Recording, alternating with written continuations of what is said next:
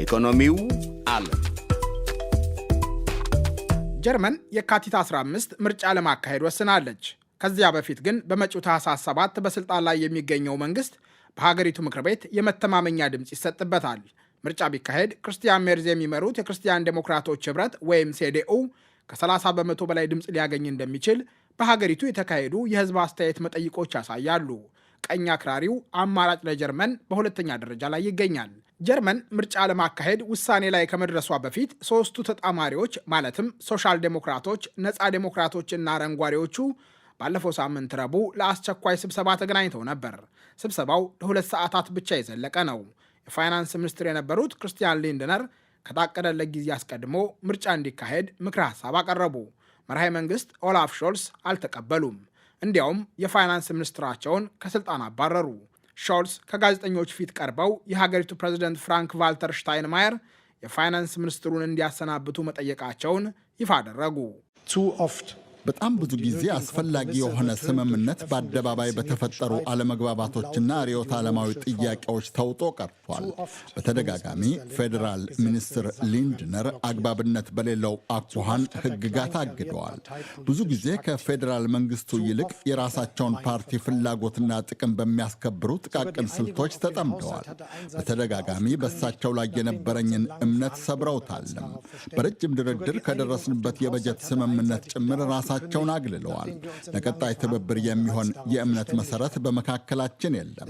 በዚህ መንገድ ከባድ የመንግስት ስራ ማከናወን አይቻልም። የሾልስን ውሳኔ ተከትሎ የሊንድነር ፓርቲ ከትራንስፖርት ሚኒስትሩ ፎልከር ቪሲክ በቀር ተሿሚዎቹን በሙሉ ከመንግስት ውስጥ አስወጣ። በኃላፊነታቸው ለመቀጠል የወሰኑት ፎልከር ቪሲክ በአንጻሩ ከፓርቲያቸው ለቀቁ። ይህ ጀርመኖች ከሶስቱ ፓርቲዎች ቀለማት ወስደው በትራፊክ መብራት የሰየሙትን ጥምር መንግስት አፈረሰው። ክርስቲያን ሊንድነር ፓርቲያቸው ከጥምር መንግስቱ መውጣቱ ከተረጋገጠ በኋላ መራሄ መንግስቱን በኃይል ተችተዋል። ኦላፍ ሾልስ በሀገራችን አዲስ የኢኮኖሚ መነቃቃት እንደሚያስፈልግ መገንዘብ አልቻሉም። የዜጎቻችንን ኢኮኖሚያዊ ስጋቶች ቸል ብለዋል። አሁንም ቢሆን ዜጎች በጀርመን ዳግም እንዲኮሩ መወሰድ የሚገባቸውን አስፈላጊ ውሳኔዎች እየተጠራጠሩ ነው። በጀርመን መንግስት ሲፈርስ በሀገሪቱ ያለፉት 75 ዓመታት ታሪክ የመጀመሪያው ነው።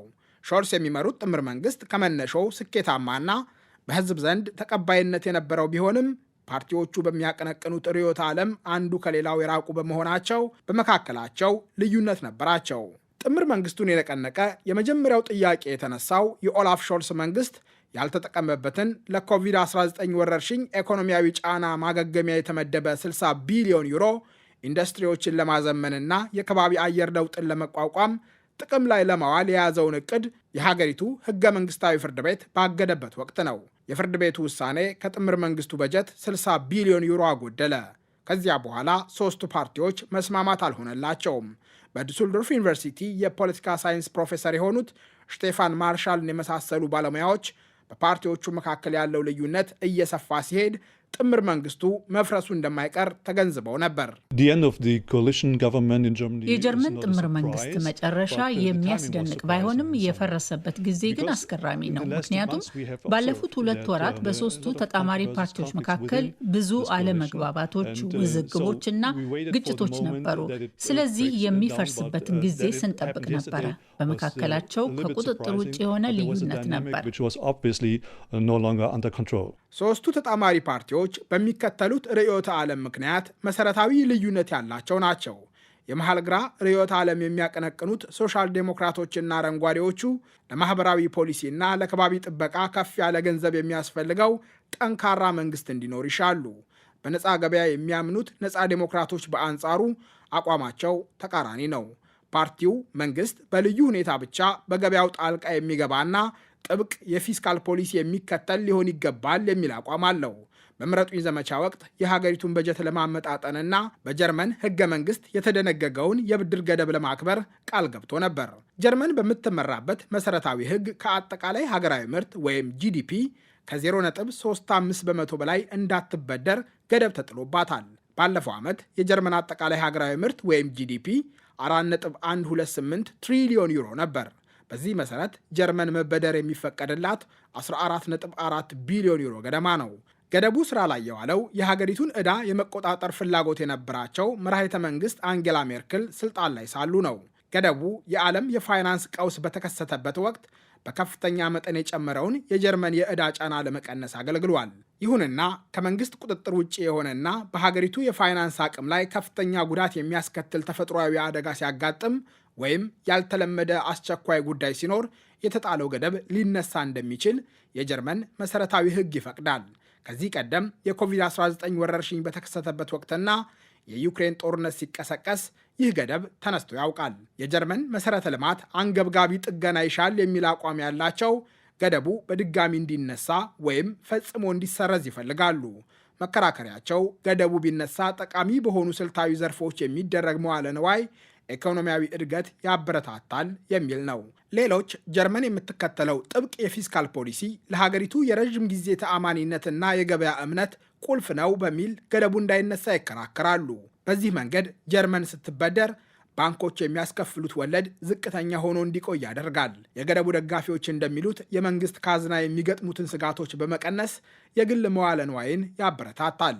መርሃ መንግስት ኦላፍ ሾልስን ጨምሮ ሶሻል ዴሞክራቶችና አረንጓዴዎቹ የጀርመንን ኢኮኖሚ ለማነቃቃትና አጀንዳዎቻቸውን ለማስፈጸም የብድር ገደቡ እንዲነሳ ፍላጎት ነበራቸው።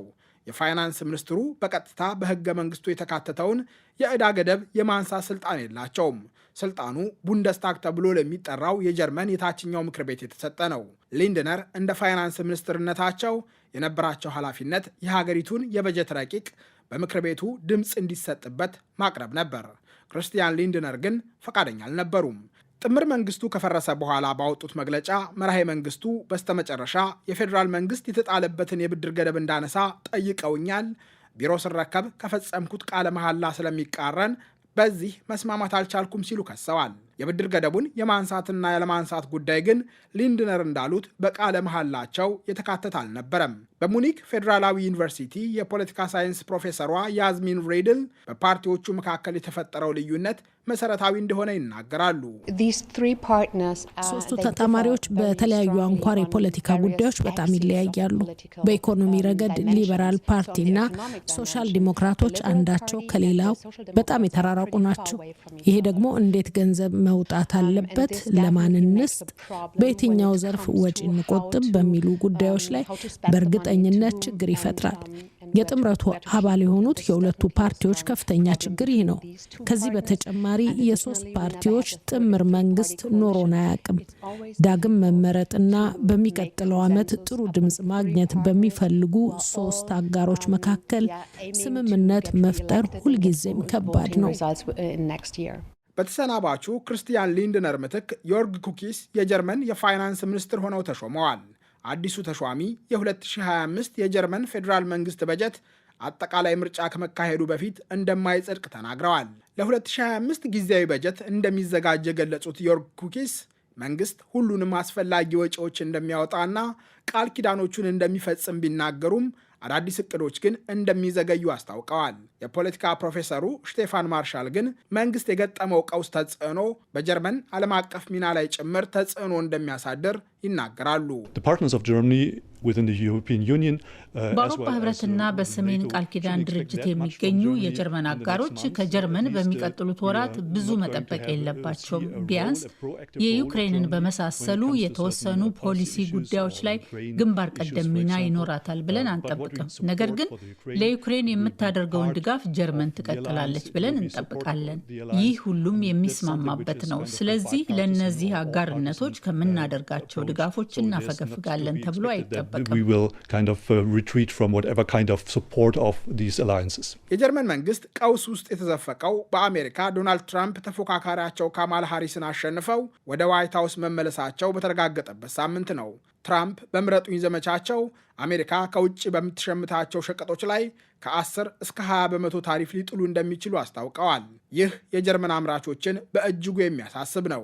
ትራምፕ እንዳሉት እስከ 20 በመቶ የሚደርስ ታሪፍ ቢጥሉና የአውሮፓ ህብረት ተመጣጣኝ እርምጃ ቢወስድ የቀጠናው ኢኮኖሚ በ1.3 በመቶ ሊቀንስ እንደሚችል የጀርመን የኢኮኖሚ ኢንስቲትዩት ይፋ ማድረጉን ሬውተርስ ዘግቧል።